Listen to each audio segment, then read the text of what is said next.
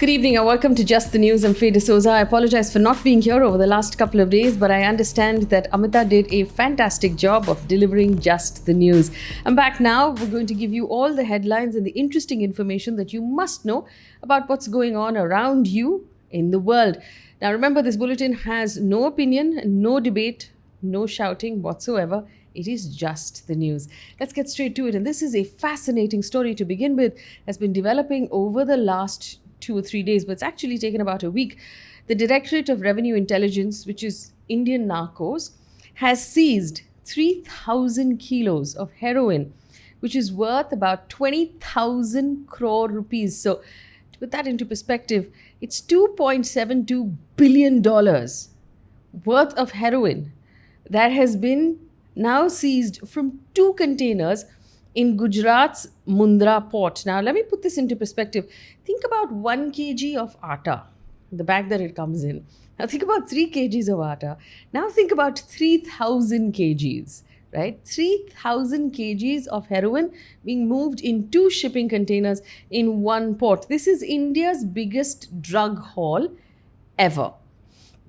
The drug consignment was seized last week as part of a shipment that was labeled talc stone, which apparently originated in Afghanistan. Now, this draws up questions about Taliban links and who was sending such a large consignment of drugs out of Afghanistan and into India. It arrived in India via Iran's Bandar Abbas port, according to official sources. Now, all of the sources I'm quoting in this story are from the Indian Express, NDTV, and some from BBC. None of these are official statements, but they are sources quoted by these 3 organizations.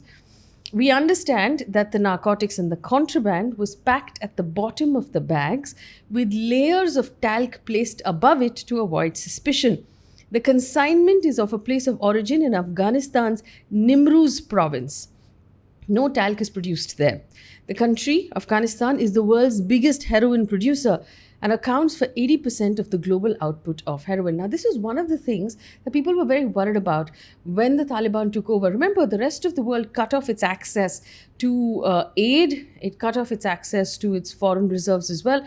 So the Taliban needed money, and there was this big question about whether or not drugs and heroin, of which Afghanistan is the largest producer, is going to be used again. And the Taliban made a sort of wishy-washy weak statement about shutting down drug export, but we don't really know whether to take that seriously. And obviously, given what we have discovered in India over the last 1 week, not so much.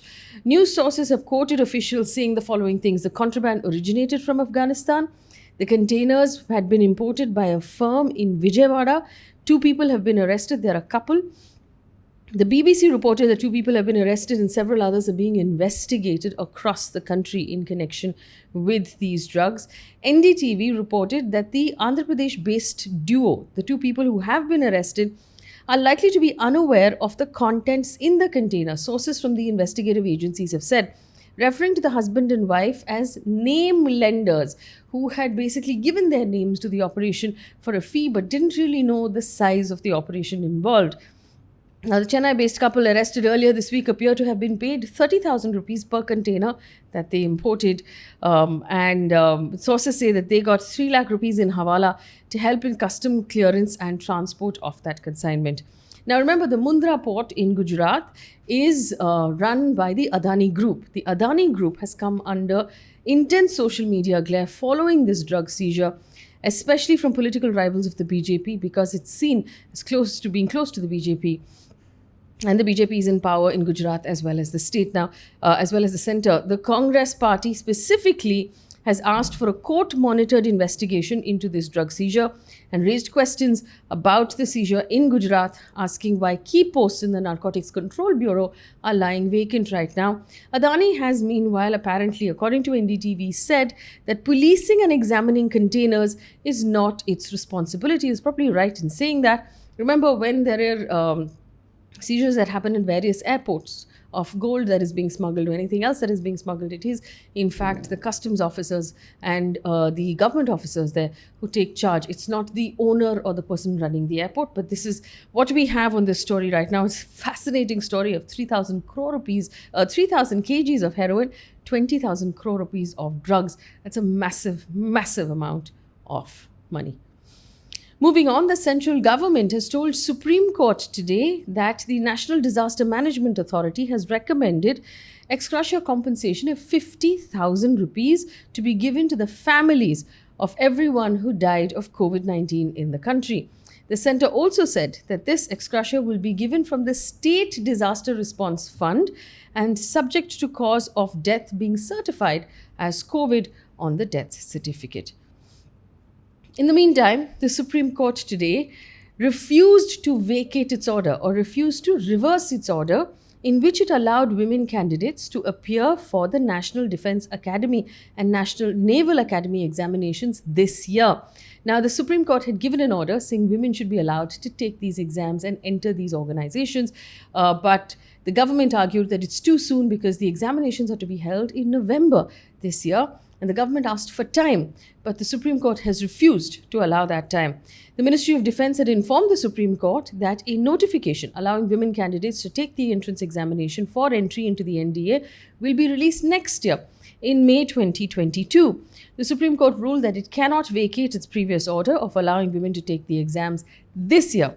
And it said basically that it has given hope already to candidates. It refuses to take that hope away. The petition will now be heard again in January 2022 for further directions if needed, but the exam this year will be held in mid-November. Results will be declared in 2 months, and women will be allowed to take that examination.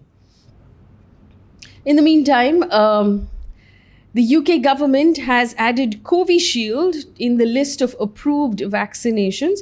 There has been confusion, and the confusion remains as to whether or not India is still added to the list of 17 approved countries for travel. Double vaccinated Indians will still have to undergo quarantine according to UK rules. According to a report by NDTV, officials have implied that the problem is not Covishield per se, but doubts over the vaccine certification in India. So just to bring you up to speed, the UK government had ruled that people coming from India, Africa and South American countries will have to undergo 10-day quarantine even if they happen to be fully vaccinated from their own countries. Basically, they will be considered unvaccinated. The Indian Foreign Ministry called it discriminatory. Indian MPs Shashi Tharoor and Jairam Ramesh criticized the move and called it racial. Following this, the UK revised its guidelines and said the Oxford AstraZeneca vaccine, which is developed in the UK, which is Covishield in India, will qualify as an approved vaccine. But travellers must have completed a course of approved vaccine at least 14 days before arriving in the UK.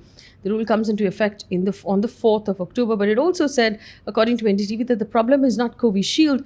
The problem is our vaccine certification, suggesting perhaps that there is concern that a lot of people in India are fudging their vaccine certification on the CoWIN app, and that might be the real issue.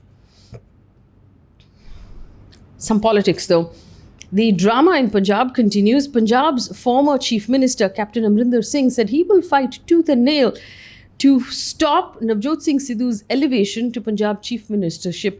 And he's ready to make any sacrifice to save the country from what he called a dangerous man.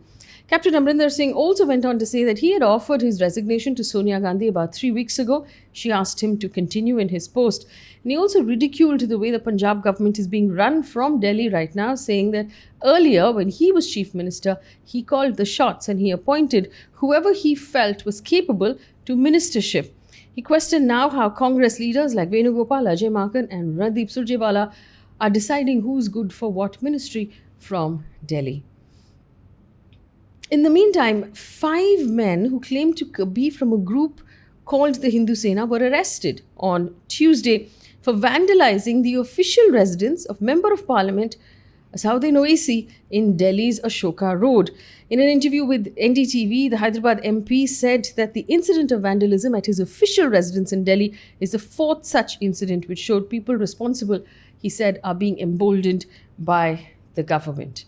This is, of course, a question of security as well, because it's the capital city and this is the home of a Member of Parliament.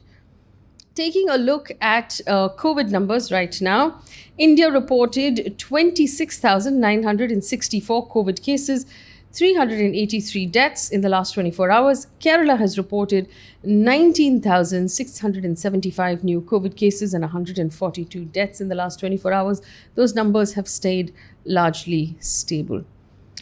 The Delhi High Court has approved the Delhi government's request to form a committee to investigate claims of deaths due to oxygen shortage during the second wave of COVID. The committee will also decide on compensation to be given to the victims' families. Now, earlier, the Delhi Lieutenant Governor rejected the proposal to form a high-powered committee for the same. In a statement, the Arvind Kejriwal government has said, and I quote, "The Delhi government has been serious about the deaths in the capital due to the lack of oxygen. During the pandemic, it wants the truth to come out." The Delhi government sent the file twice to the LG, but he refused to give it his nod. Today, the court has upheld the stance of the Delhi government, end quote. Moving on now to news coming in from the world of business. Zee Entertainment Enterprises Limited has announced a merger with Sony Pictures Networks India.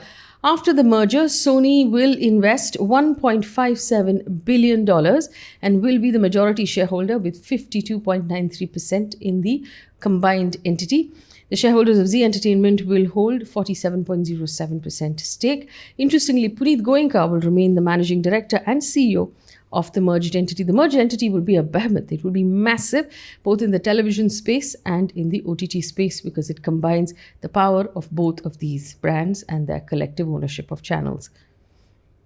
News coming in now from across the world. Canada has extended its ban on all direct commercial passenger flights from India until the 26th of September. After the 26th of September, Indian travelers will have to follow the following guidelines. 1. Travelers will have to show proof of a negative COVID test from an approved laboratory at Delhi airport taken within 18 hours of scheduled departure of their direct flight to Canada, which basically means that you can only fly out of Delhi airport if you need to go to Canada, because they have only approved one laboratory in the whole country. Prior to boarding, air operators will have to check the travelers' test results, ensuring that they're eligible to travel to Canada. Fully vaccinated travelers will have to upload their information on the Arrive Can mobile app or website. Travelers who are unable to meet these requirements will be denied boarding. According to a Chinese official, special envoys of China, Russia, and Pakistan have met the top officials of the interim Taliban government, as well as Afghan leaders in Kabul, and discussed the formation of an inclusive government combating terrorism and handling the humanitarian situation. This is the first time foreign diplomats have met the current Taliban leaders, along with former President Hamid Karzai and other leaders who are currently in Kabul. The meeting comes with the backdrop of the Taliban's letter to the UN Secretary General for nominating a spokesperson as Afghanistan's new ambassador to the UN. They've asked the UN Secretary General to allow them to participate and speak even at the 76th session of the General Assembly, currently underway in New York. This is according to a report in NDTV. An update quickly on sports in the IPL. Sunrisers Hyderabad pacer T. Natarajan has tested positive for COVID ahead of his team's IPL match against the Delhi Capitals. Natarajan is asymptomatic and has isolated himself. 6 close contacts of him, including all-rounder Vijay Shankar, have been placed in isolation as well, although the match will go on as scheduled because the rest of the contingent is COVID negative. And a piece of positive news, as always, before we let you go. Union Minister Bhupendra Yadav announced on Twitter today that 2 more Indian beaches, Kovalam in Tamil Nadu and Eden in Puducherry, have received the International Blue Flag certification. He said this now makes it 10 international blue flag beaches in India. 8 were certified last year. Blue Flag is effectively a voluntary eco-label awarded to beaches, marinas and sustainable boat tourism operators. In order to qualify for this certification, they have to follow stringent environmental, educational, safety and accessibility criteria that needs to be met and maintained. That brings us to the end of the news. Thank you so much for listening till the very end. Leave me a blue heart emoji if you heard the whole news today. That's just to let me know how many of you are staying till the end. It'll be nice to hear from you. And leave us a comment. I promise to respond tonight. Thank you so much for watching. Good night.